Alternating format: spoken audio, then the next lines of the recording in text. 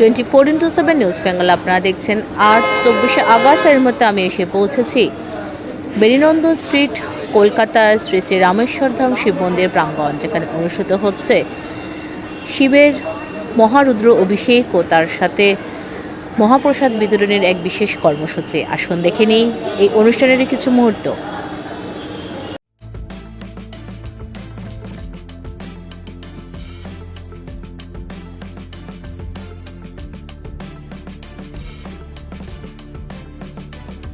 অনুষ্ঠিত হল শ্রী শ্রী রামেশ্বরধাম শিব মন্দিরে মহাদেবের মহারুদ্র অভিষেক ও নরনারায়ণ সীমায় মহাপ্রসাদ বিতরণের কর্মসূচি। মন্দির কমিটির সেক্রেটারি ভিকি সাহের ব্যবস্থাপনায় আয়োজিত এই মহাপুজোয় এদিন বহু মানুষ মন্দির প্রাঙ্গণে এসে মহাদেব শিবের পুজো দেন ও মহাপ্রসাদ গ্রহণ করেন।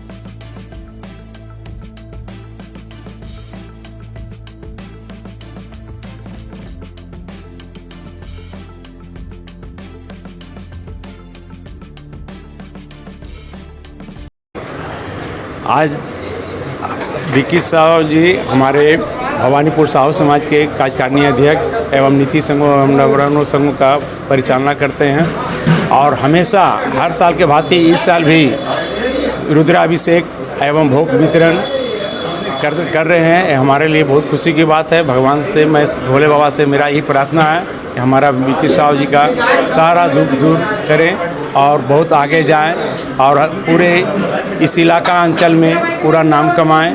विक्की साहब एक ऐसा व्यक्ति हैं कि हमेशा कुछ न कुछ प्रोग्राम करते रहते हैं। नंदन रोड जो पुलिस हॉस्पिटल रोड में आप जैसे भी आप इन कीजिएगा, वहाँ पर काली पूजा करते हैं। उसके बाद ही मंदिर आता है, मंदिर में हमेशा प्रोग्राम करते रहते हैं। उसके बाद वहाँ पर आगे जाके नेताजी का मूर्ति स्टैचू, जहाँ उनका घर के निकट दुर्गा पूजा एक बहुत बड़ा रूप में होता है। 26 जनवरी 15 अगस्त बहुत अच्छे बच्चों को सम्मानित करते हुए आगे पूजा करते हैं। फिर उसके बाद आगे जाकर शीतला माँ का मंदिर है, वहाँ पर भी ठंडा पानी और आइसक्रीम वगैरह वितरण करते हैं सभी जो कष्ट करके आते हैं। विक्की साहब का नाना रकम प्रोग्राम और हर समय पब्लिक के पीछे, लोग सुख दुख में साथी हमेशा आके सबके पीछे खड़ा रहते हैं। देवादिदेव महादेव रुद्र अभिषेक আমাদের এই মন্দিরে আজ থেকে না বহু বছর ধরে হয়ে আসছে। মহাদেব আমাকে সুযোগ করে দিয়েছে বিগত কয়েক বছর ধরে এই রুদ্র অভিষেককে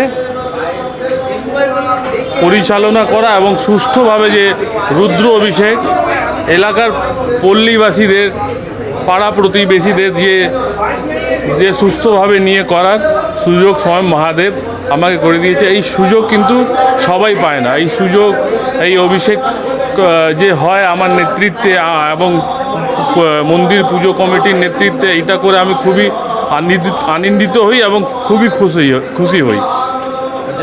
আমার ওপরে 2023 সালে একটা আক্রমণের ঘটনা ঘটে। সেদিন সবাই ভেবে নিয়েছিল আমি আর ফিরে আসব না, কিন্তু মহাদেবের কৃপায় একটা ম্যাজিক হলো, ভগবান আমাকে বাঁচিয়ে দিল এবং আজকে দেখুন আপনাদের সামনে আমি হেঁটে ঘুরে বেড়াচ্ছি এবং আবার সমাজসেবামূলক কাজ এবং হিন্দু ধর্মের জন্য যে পুজো আচ্ছা একটা সনাতনী ছেলে হয়ে যেগুলো করার প্রয়োজন, সেগুলো ভগবানের আশীর্বাদে, মহাদেবের আশীর্বাদে আরামভাবে এইগুলো করতে পারছি। এই জন্য মহাদেবের অসীম কৃপা না থাকলে মানুষ ওই জায়গা থেকে আজকে সুস্থভাবে ফিরে আসতে পারে না। দেখুন, মন্দির কমিটি সবসময় মন্দিরে শ্রাবণ মাসে রুদ্র অভিষেক, প্রত্যেক দিন পুজো আচ্ছা, তারপরে আমাদের এখানে নবরাত্রির অনুষ্ঠান হয়। আমাদের এখানে গৌমাতাকে রাখা হয়েছে এবং তার সম্পূর্ণ দায়িত্ব মন্দির কমিটি এবং আমাদের সবার এই গৌমাতার সেবা যত্ন, পরিষ্কার পরিচ্ছন্ন রাখা মন্দির এবং দুবেলা গৌমাতার খাবার এবং তাকে পরিষ্কার করে স্নান করে রাখা, প্রত্যেকটা কাজই মন্দির কমিটি করে। এবং আমাদের জন্মাষ্টমী থেকে শুরু করে আমাদের রামনবমীর অনুষ্ঠান হয়।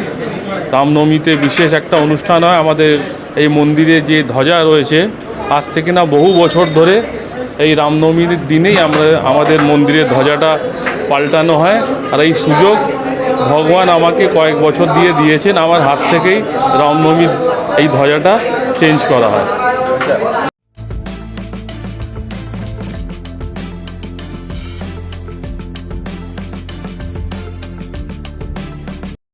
24x7 নিউজ বেঙ্গলের সঙ্গে থাকুন, সাথে থাকুন, দেখতে থাকুন। সব খবরের জন্য চোখ রাখুন আমাদের চ্যানেলে। মা আসছেন, চারিদিকে শুরু হয়েছে দুর্গাপুজোর আনন্দের প্রস্তুতি। নতুন পোশাক, উৎসবের আনন্দ আর পরিবারের হাসিতে ভরে উঠবে অসংখ্য ঘর। কিন্তু আমাদের সমাজের অনেক অসহায় শিশু এবং বৃদ্ধ বাবা মায়ের কাছে এই আনন্দ এখনও অধরা। তাদের মুখেও ফুটতে পারে পুজোর হাসি আপনার সামান্য সহযোগিতায়। এই শারদোৎসবে মাতৃশক্তি সম্মান উদ্যোগ নিয়েছে অসহায় শিশু ও বৃদ্ধ বাবা মায়েদের হাতে নতুন পোশাক তুলে দেওয়ার।